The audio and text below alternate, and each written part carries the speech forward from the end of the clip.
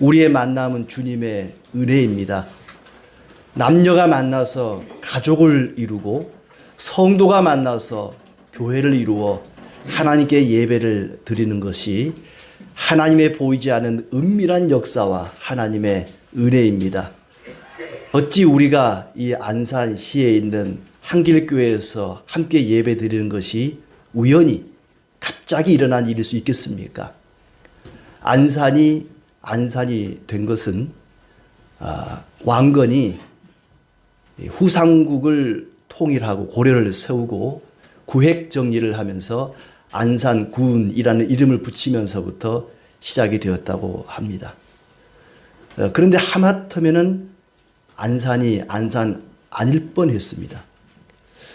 왕건이 이제 후삼국을 통일을 시키는데 견훤의 후백제가 대구 팔공산에서 왕건의 군대를 포위하게 되었답니다. 빠져나갈 방법이 없는데 그때 왕건과 비슷하게 생긴 신순겸이라는 장군, 제가 대신 왕의 옷을 입고 적들에게 나갈 테니까 평민의 복을 입고 이 포위망을 뚫고 나가시오. 그렇게 제안을 해서 왕건이 평민의 옷을 입고 빠져나가는 동안에 이 신순겸 장군이 왕건의 옷을 입고 백마를 타고 나갔다가 붙잡혔답니다. 그리고 목이 잘려 죽음을 당하게 되죠. 왕건이 나중에 이 신순겸 장군의 시신을 발견하고는 오해를 했답니다. 자기 대신 죽은 거잖아요.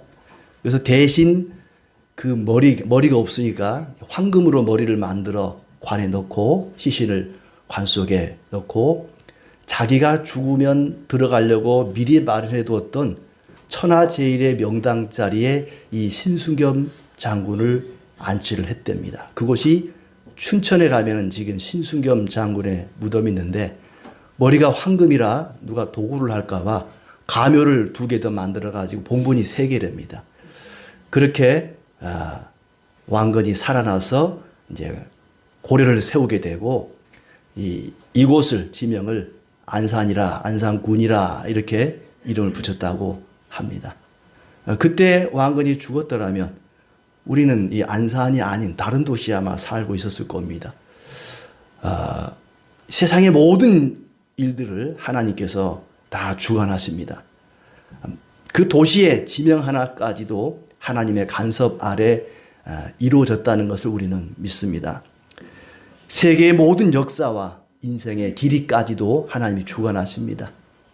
물론 인생의 길이는 내 마음대로 할 수가 없지만은 그 인생의 깊이와 넓이는 말씀과 기도로 우리가 더욱더 깊이 있게 또 넓은 인생을 살아갈 수가 있겠지요. 하나님은 모든 시간과 세상을 다스리십니다.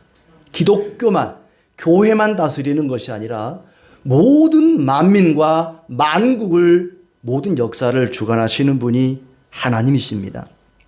그 하나님이 2700년 전 이스라엘 땅 이사야라는 선지자를 통해서 주변 나라의 흥망성쇠를 예언하셨습니다. 블레셋이나 바벨론이나 아수르나 애굽이나 구스나 주변에 있는 많은 나라들이 망할 것이다. 그들을 멸할 것이라고 예언하십니다. 그리고 이 세상 마지막 때에 하나님이 이 땅을 심판하실 것도 말씀하십니다. 24장 1절에 보니까 여호와께서 땅을 공허하게 하시며 황폐하게 하시며 지면을 뒤집어 엎으시고 그 주민을 흩으신다고 되어 있습니다. 이렇게 이 세상의 마지막을 하나님이 심판하시고 이 세상 모든 나라를 하나님이 다스리시고 심판하신다는 말씀을 듣고 이사야는 하나님에 대한 고백과 찬양을 올려드립니다. 이사야가 하나님의 말씀을 듣고 한 고백이 뭐냐면은 여호와여 당신은 나의 하나님이십니다. 1절의 말씀입니다. 여호와여 주는 나의 하나님이시라. 이것이 온 세상을 다스리시는 하나님 앞에 이사야의 고백입니다. 이 고백이 우리의 고백이 되기를 원합니다. 하나님 앞에 진실한 마음으로 고백하는 겁니다. 마음을 다하여 자신의 경험을 통해서 요즘 AI가 굉장히 많이 널리 활용이 되고 있는데 설교도 그렇지만은 기도문도 그렇대. 여러분이 그런 거 활용 안 하면 좋겠어요. 기도문 만들 때 AI한테 야 다음 주 기도문 좀 만들어줘. 그래가지고 그건 마음에 안 담긴 거잖아요. 자신의 경험도 없고. 이 이사야의 고백, 여호와여 주는 나의 하나님이십니다라는 고백은 진심 어림, 마음을 담긴 자신의 모든 삶과 경험이 녹아있는 그런 신앙의 고백입니다. 하나님께서 행하신 일과 앞으로 행하실 일을 생각하면서 하나님 앞에 고백합니다. 4절은 그 고백을 좀 더 구체화시킵니다. 주는 나의 요새가 되십니다. 포악한 자의 기세가 성벽을 치는 폭풍 같을 때에 빈궁한 자의 요새이시며 환난당한 자의 요새이시며 폭풍 중에 피난처시며 폭양을 피하는 그늘이 되셨습니다. 그리고 폭양을 구름으로 가리는 하나님은 구름이십니다. 여호와여 여호와는 나의 하나님이십니다 라고 고백하면서 하나님은 나의 요새시요 피난처시요 그늘이 되시며 구름이 되시며 생수가 되시며 구원자가 되시며 나의 힘이 되시며 자신의 경험을 통해서 하나님은 이런 분입니다 라고 고백을 하고 있습니다. 하나님은 나의 은신처가 되십니다. 어떤 사건을 통해서 자신의 경험을 통해서 하나님은 이런 분입니다 라고 고백을 합니다. 여러분에게도 이런 고백이 있기를 바랍니다. 여러분의 삶을 통해서 경험을 통해서 아하 하나님은 나의 치료자가 되십니다. 나의 도움이 되십니다. 나의 힘이 되십니다. 하나님에 대한 어떤 고백이 우리의 입술에서 나오기를 바랍니다. 어떤 근거에 의해서 이렇게 고백을 합니다. 9절도 이렇게 고백을 하죠. 그날에 말하기를 이는 우리의 하나님이시라. 이분이 우리의 하나님이십니다. 우리가 그를 기다렸으니 그가 우리를 구원하시리로다. 이는 여호와시라. 우리가 그를 기다렸으니 우리는 그의 구원을 기뻐하며 즐거워하리라. 하나님께서 하나님이 말씀하신 것들을 반드시 이루실 것을 믿고 이분이 바로 우리 하나님이십니다. 이런 분이 온 세상을 다스리시는 이런 분이 우리 하나님이십니다. 이사야는 자기가 믿는 하나님에 대한 대단한 신뢰와 자부심이 있었습니다. 이런 분이 바로 우리 하나님 나의 아버지십니다. 어린 아이들이 이렇게 놀다가 공이 지붕 위에 이렇게 올라갔잖아요. 도저히 아이들 힘으로는 내릴 수가 없어요.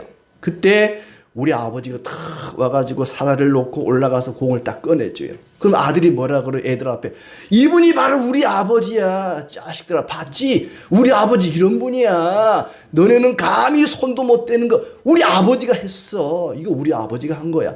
이분이 바로 우리 아버지야. 이사야는 지금 그런 마음을 갖고 있어요. 온 세상을 감히 건드릴 수 없는 강대한 나라들을 하루아침에 무너뜨리신 이분이 바로 우리 아버지야. 이분이 우리 하나님이라니까 너희들도 이분 믿으면 이분의 자녀가 될 수 있어. 이사야가 지금 그리 말하고 있습니다. 이것이 이사야의 고백입니다. 온 세상을 다스리시는 하나님을 생각하면서 이사야가 먼저 주는 나의 하나님이시라. 이분이 바로 나의 하나님이시라고 고백을 합니다. 그 다음에 찬송을 합니다. 생각해 보세요. 하나님이 어마어마한 능력으로 사랑으로 온 세상을 다스리시고 악한 자들을 멸하시고 의로운 자들을 구원하시고 그러면 이야 내가 이분을 이용하면은 이분을 잘 활용하면은 내가 뭔가 성공을 거둘 수 있고 나를 도와주시겠구나. 하나님 그 능력으로 나를 도와주세요. 우리 집안과 사업을 흥왕하게 해주시고 형통하게 해주시고 그 능력으로 온 세상을 다스리시는 악한 자를 멸하시는 그 힘으로 나를 좀 성공시켜 주시옵소서. 나의 소원을 들어주시옵소서 라고 말할 수 있습니다. 그러나 이사야는 그렇게 말하지 않습니다. 하나님 온 세상을 다스리시지요. 그 능력으로 나를 성공시켜 주세요 라고 말하지 않습니다.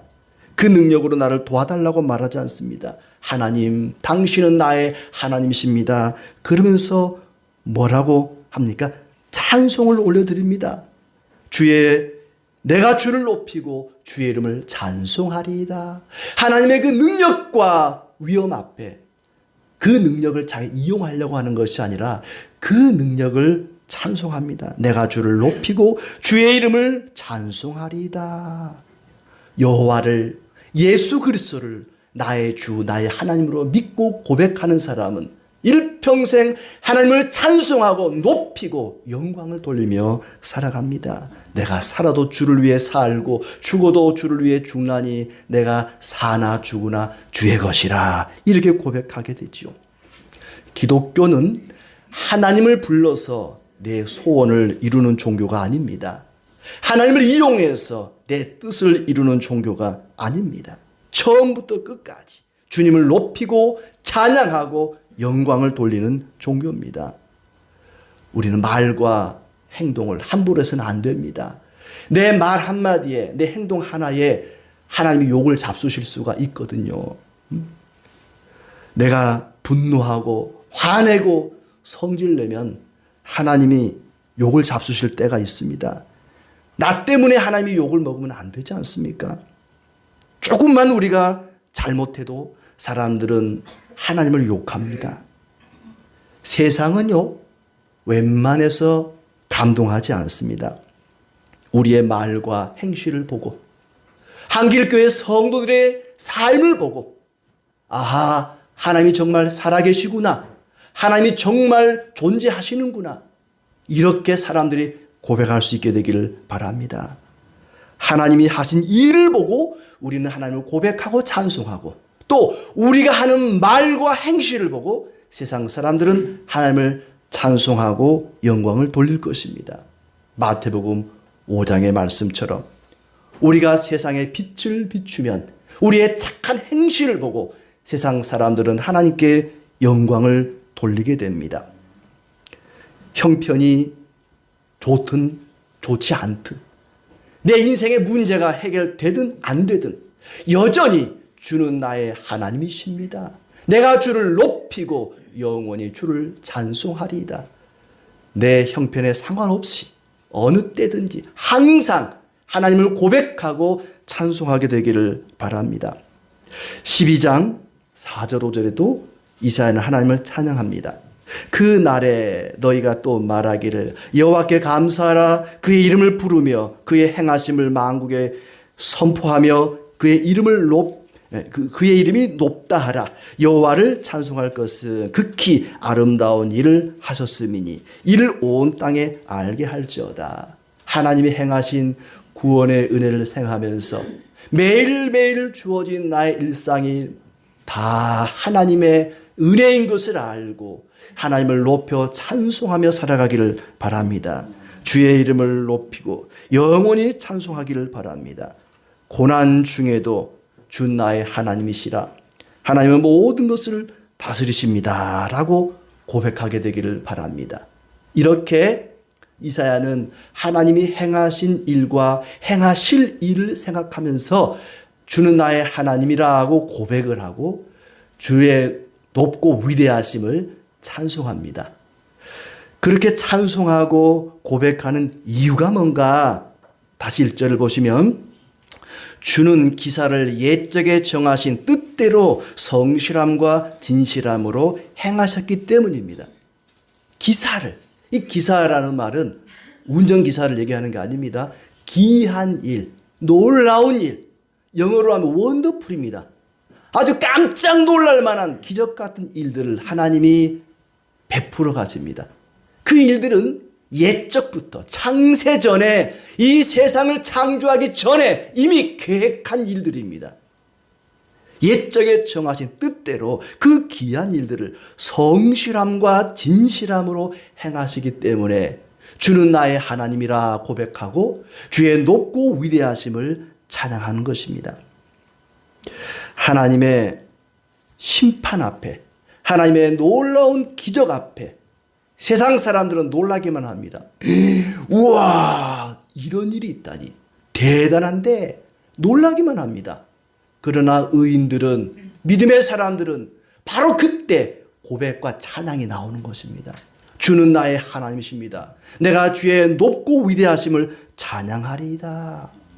산에 올라가서도 그렇죠. 높은 산에 올라가서 아래를 쫙 쳐다보고는 믿지 않는 사람들은 우와 대단하다 야호 하면서 놀라기만 해요. 그냥 놀라기만 해. 그러나 믿음의 사람들은 놀람에서 그치지 않아요. 주는 나의 하나님이십니다. 주님의 높고 위대하심을 내 영혼이 찬양하네 하면서 찬양이 나오는 거예요. 예.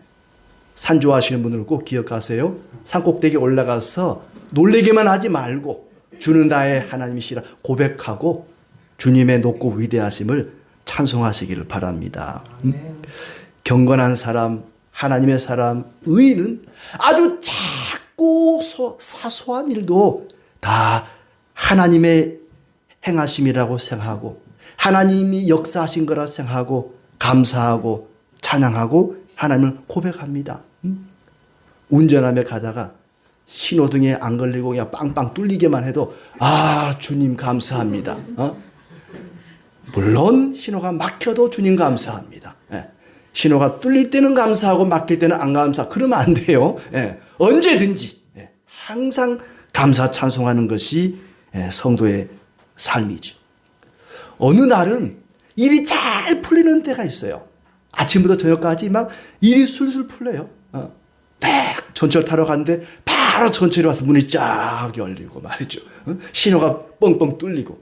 근데 반대로 어느 날은 일이 계속 꼬여요. 아침부터 막 약속했는데 늦고 뭐 차가 막히고 갑자기 뭐 공사 중이어서 또 막 하여튼 이상하게 하루 종일 일이 꼬이는 때가 있어요.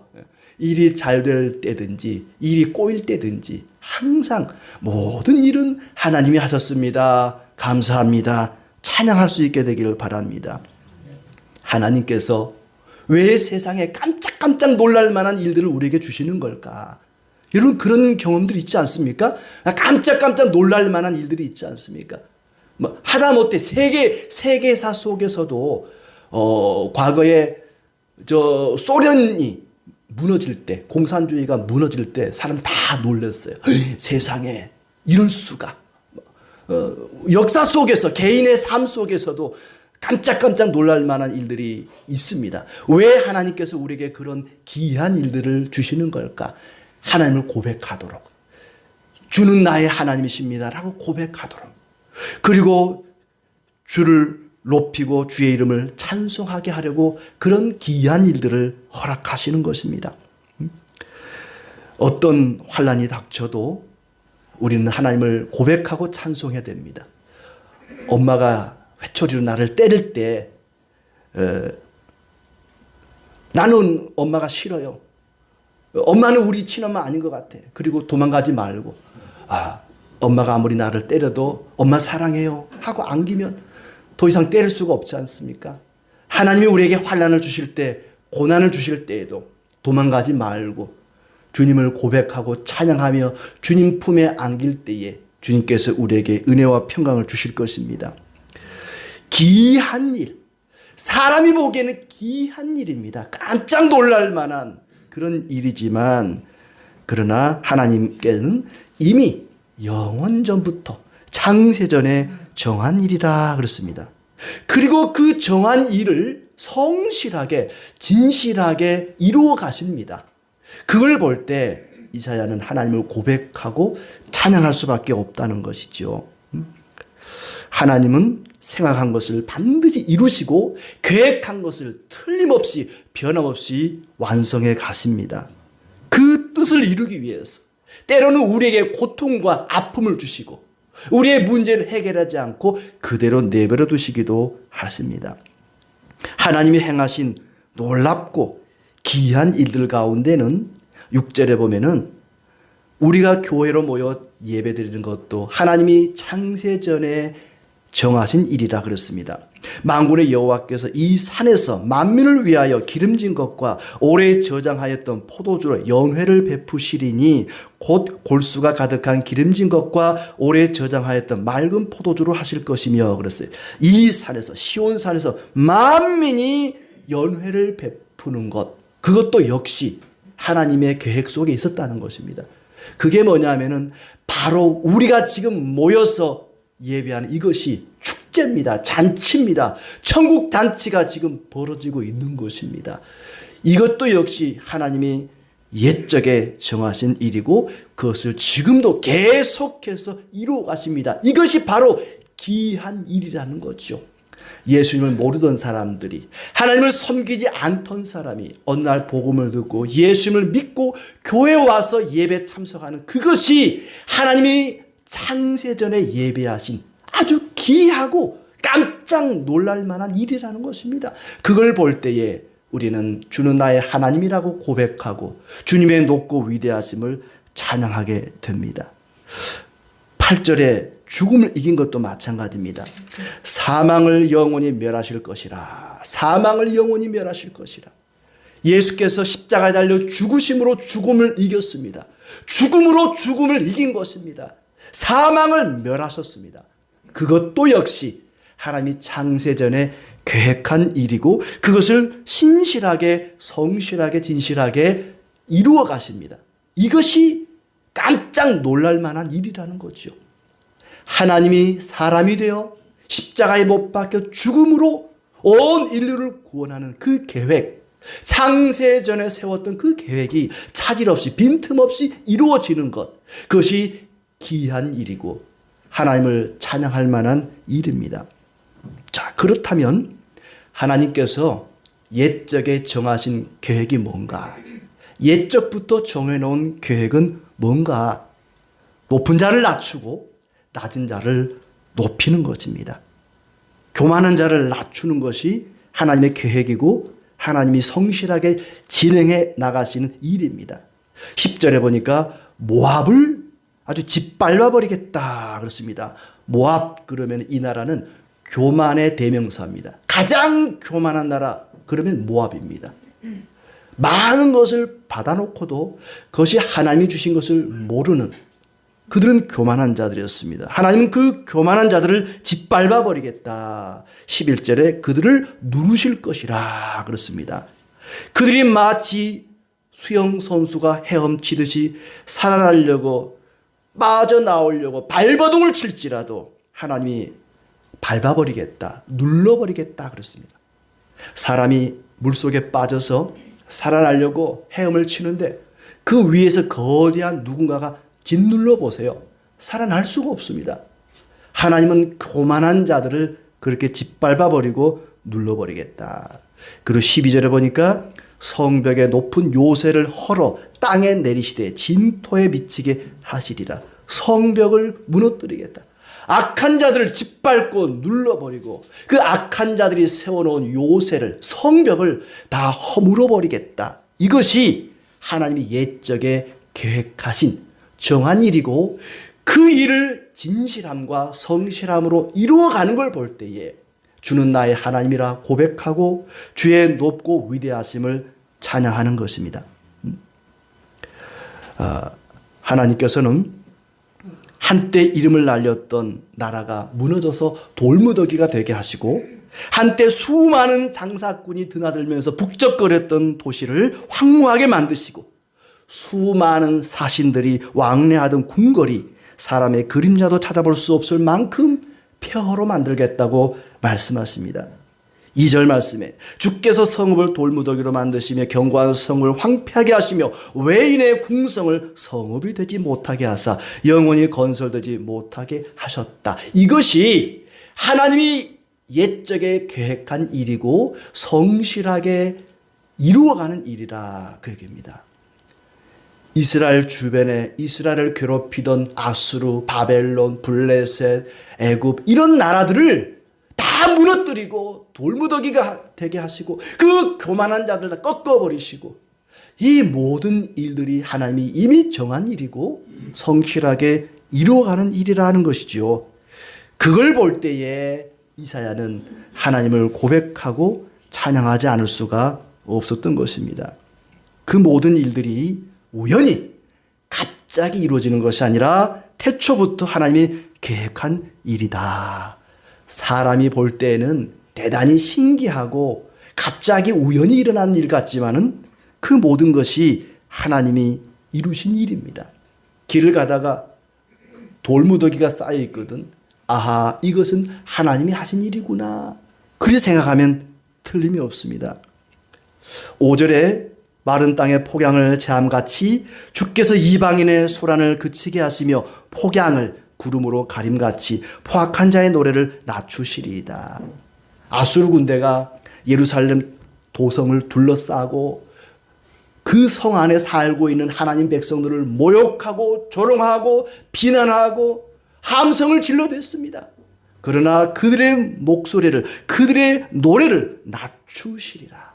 아수르 대군을 하룻밤 사이에 18만 5천 명을 송장으로 만들어버렸습니다. 그 하나님의 능력 앞에 주는 나의 하나님이시라. 내가 주를 높이고 주를 찬송하리이다. 고백할 수밖에 없는 것이지요.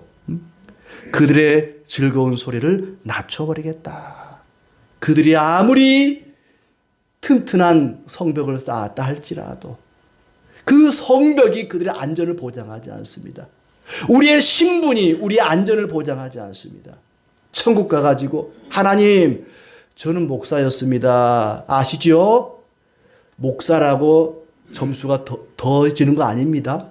저는 장로였습니다. 집사였습니다. 권사였습니다. 우리의 직분과 신분이 하나님 앞에는 아무것도 아닙니다. 그 어떤 재물도 우리 안전을 보장해 주지 못합니다.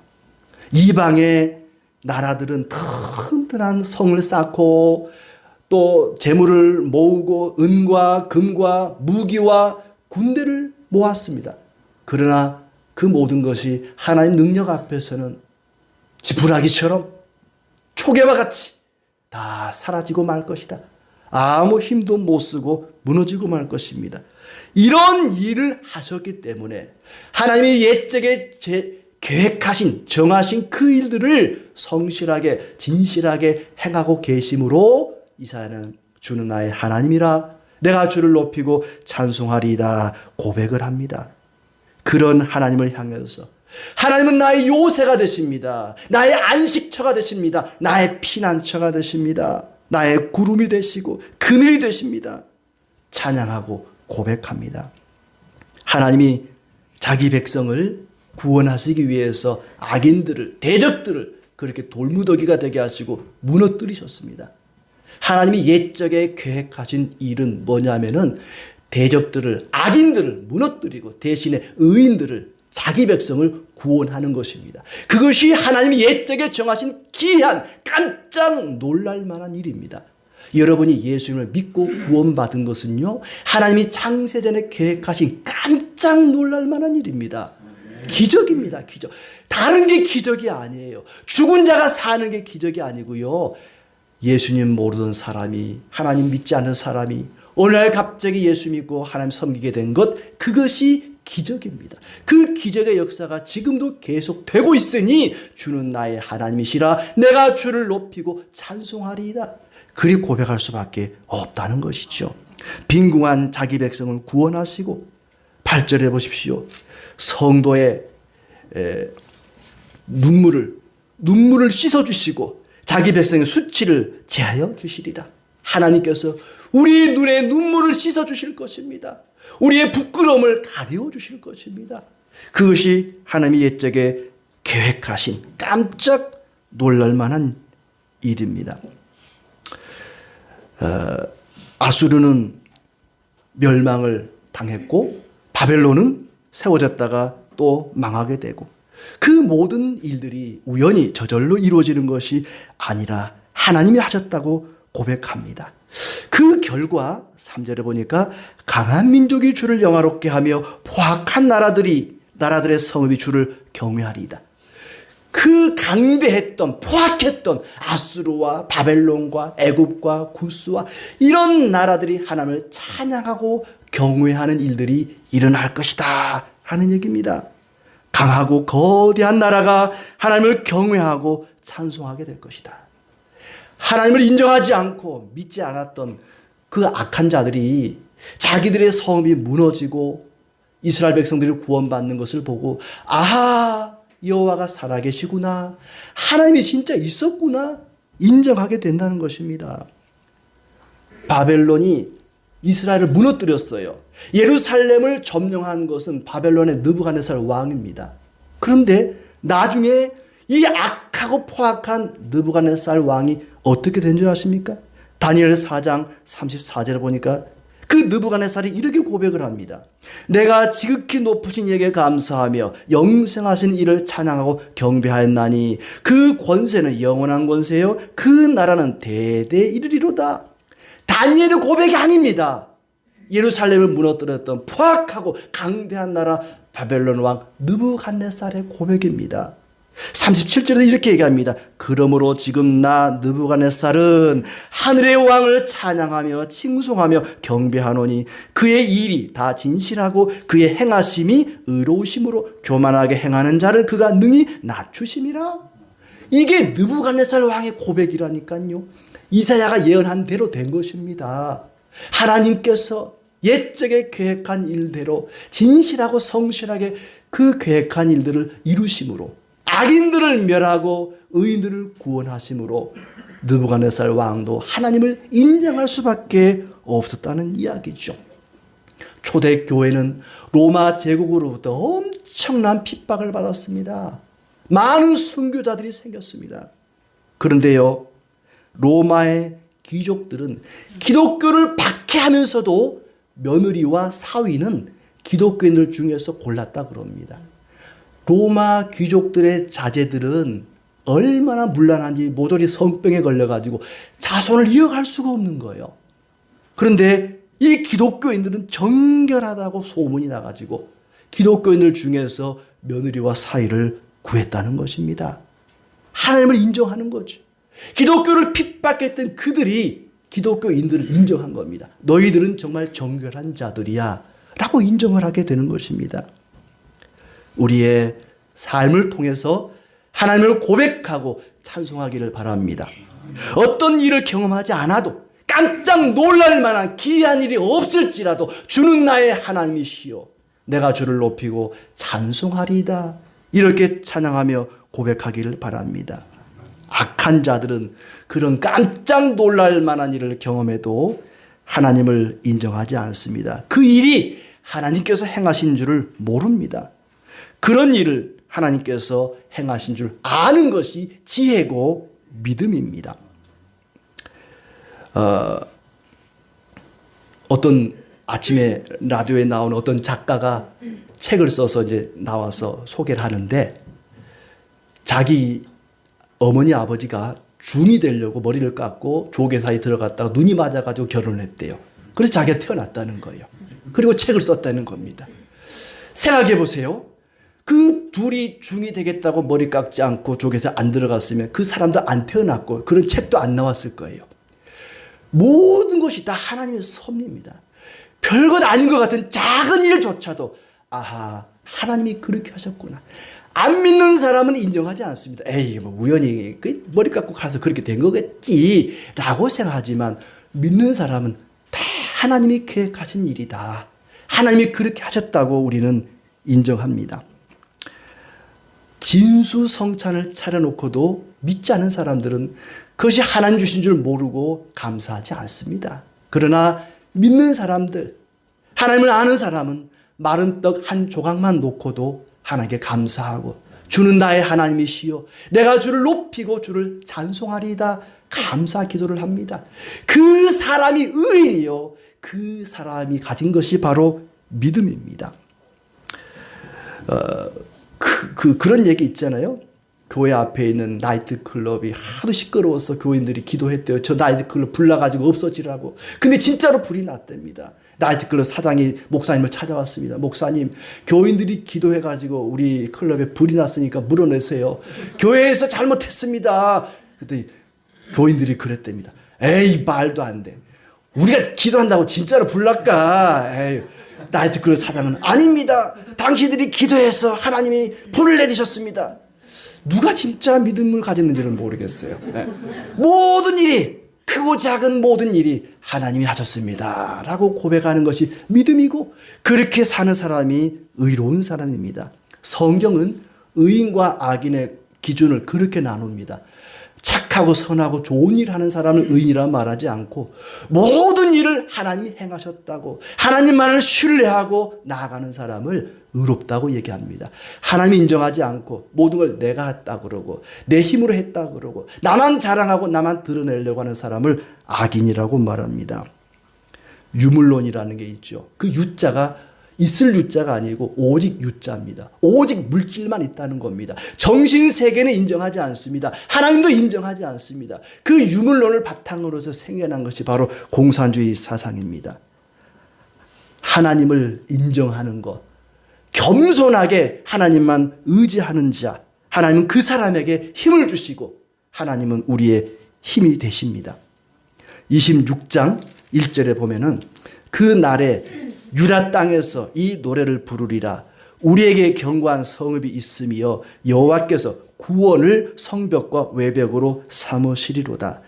하나님께서 우리에게 성벽을, 튼튼한 성벽을, 누구도 범접할 수 없는 아주 견고한 성을 우리에게 주셨습니다. 그 성이 뭡니까? 구원이라는 것입니다. 구원을 성벽과 외벽으로 삼으시리라 그랬습니다. 고대는 성을 이루고 살아갑니다. 성이 얼마나 튼튼하냐에 따라서 생명이 달려있고 안전이 보장이 됩니다. 그런데 하나님께서는 하나님 자신이 우리에게 튼튼한 성을 주셨는데 구원이라고 하는 것이 우리의 성이 됩니다. 에베소서에 가서 보면은 성이 아니라 구원의 투구를 이야기하죠. 투구는 개인의 머리를 보호하는 도구 아니겠습니까? 그러니까 하나님은 우리 개개인의 생명과 안전을 지켜주시는 구원이 되시고 또한 우리 공동체, 교회 공동체를 지켜주시는 구원, 성벽, 또 성이 되신다, 외벽이 되신다라고 말하고 있습니다. 그 성에 누가 들어가느냐? 어떤 사람이 그 성에 들어가는가? 의로운 사람. 그 의로운 사람이라는 것은 하나님을 신뢰하고 하나님을 의지하는 사람입니다. 26장 3절에 심지가 견고한 자를 평강하고 평강하도록 지키시리니 이는 그가 주를 신뢰함이라. 심지가 견고한 사람, 마음이 뚜렷한 사람, 하나님을 끝까지 신뢰하고 의지하는 사람. 하나님, 나는 아무것도 아닙니다. 아무것도 할 수 없습니다. 모든 것이 하나님 은혜입니다. 모든 것을 하나님이 이루셨습니다. 이렇게 고백하는 사람이 하나님을 신뢰하는 사람이고 심지가 견고한 사람입니다. 그 사람이 바로 하나님이 예비하신 구원의 성에 들어갈 수가 있습니다. 구원의 성곽이 그 사람을 둘러서 안전하게 지켜주실 것입니다. 오늘 9절 말씀에도 우리의 하나님이시라 우리가 그를 기다렸으니 두 번이나 반복합니다.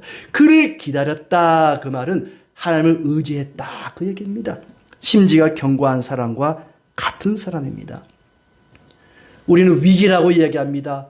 경제 위기라고 말하고 정치 위기라고 말합니다. 그러나 분명한 것은 영적인 위기입니다. 영적으로 회복되면 모든 것이 해결이 됩니다. 신앙이 회복되면 정치 문제도 경제 문제도 해결이 됩니다. 초대교회를 보십시오.